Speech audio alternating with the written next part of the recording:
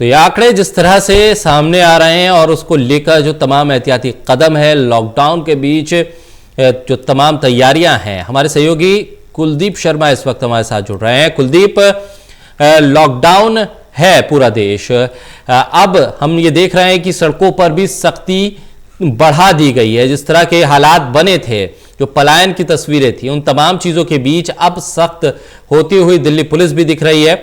फिलहाल किस तरह की तस्वीरें हैं, किस तरह की स्थिति नजर आ रही है?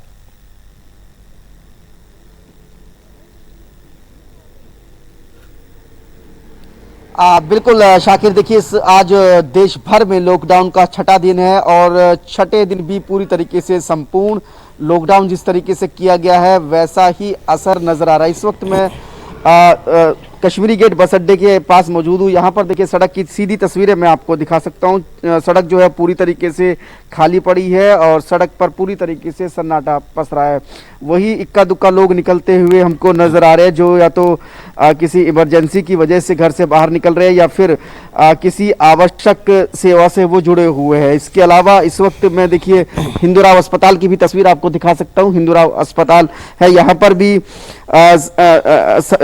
एमसीडी की तरफ से कोरोना को लेकर इंतजाम किए गए हैं। यहाँ पर भी जो आइसोलेशन वार्ड है उसको यहाँ पर तैयार किया गया है। इसके अलावा जो यहाँ के डॉक्टर्स है और जो पैरामेडिकल का जो स्टाफ है वो यहाँ पर किसी भी आपात स्थिति से निपटने के लिए तैयार कर दिया गया है। तो पूरी तरीके से लॉकडाउन का असर शाकिर नजर आ रहा है। बस सड़कें पूरी तरीके से सुनसान है, तमाम जो मार्केट्स है, तमाम जो दुकानें बंद है। सिर्फ जो लोग किसी आवश्यक सेवाओं से जुड़े हुए या इमरजेंसी में हैं, सिर्फ वही लोग बाहर जा रहे हैं। जी शाकिर।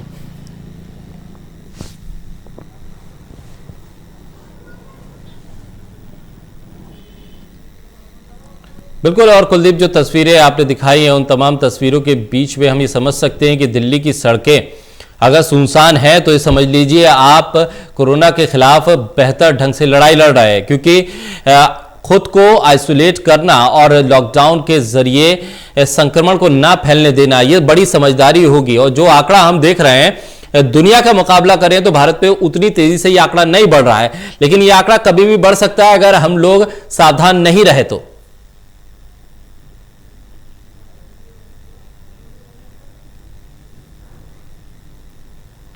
बिल्कुल शाकिर, देखिए बेशक लॉकडाउन हो, बेशक लोग घर से बाहर नहीं निकल रहे हो, लेकिन अगर आप कोरोना के मरीजों की संख्या बढ़ती हुई देख रहे हैं तो वो जरूर चिंता में डाल रही है। आज भी जो आंकड़े आए हैं कोरोना को लेकर, वो आंकड़े भी यही बता रहे हैं कि कोरोना के मरीजों की संख्या में लगातार बढ़ोतरी हो रही है और ये बढ़ोतरी तेजी के साथ हो रही है। कल देश भर में 100 से ज़्यादा कोरोना के नए मरीज आ गए। दिल्ली की अगर बात करें तो दिल्ली में पिछले 24 घंटे में 23 कोरोना के नए केस सामने आए, जो कि एक दिन में सबसे ज़्यादा है, जिसकी वजह से दिल्ली में अब कुल कोरोना मरीजों की संख्या जो है वो बढ़कर 72 हो गई है। पूरे देश की बात करें तो ये आंकड़ा 1000 को पार कर गया है और हम देख रहे हैं कि लगातार जो आंकड़े हैं वो बढ़ते जा रहे हैं और उसमें तेजी आती जा रही है। तो जाहिर सी बात है कि सरकार कोशिश यही है सरकार की कि जो थर्ड स्टेज पर जो एंटर करने के मुहाने पर देश खड़ा है,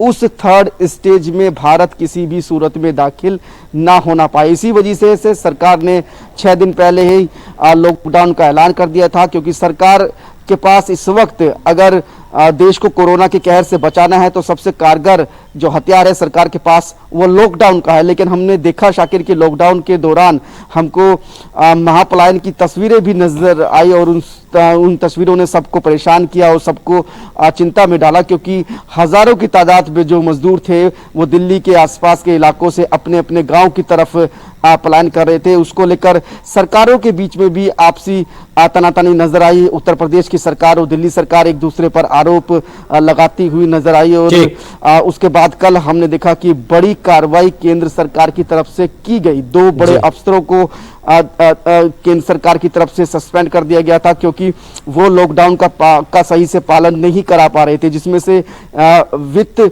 विभाग के और ट्रांसपोर्ट विभाग के सचिव स्तर के अधिकारी थे। साथ में जो 2 अधिकारी थे उनको कारण बताओ नोटिस जारी किया गया था। तो कहीं ना कहीं इस लॉकडाउन में जो नागरिकों को, देश के नागरिकों को जो अपनी जिम्मेदारी निभानी चाहिए उस बहुत शुक्रिया कुलदीप, ये तमाम जानकारी आपने जिस तरह से पहुंचाई और जो सड़क पर हालात है, ग्राउंड जीरो पे जो हालात है, जो तस्वीरें आपने पहुंचाई, उसका बहुत शुक्रिया।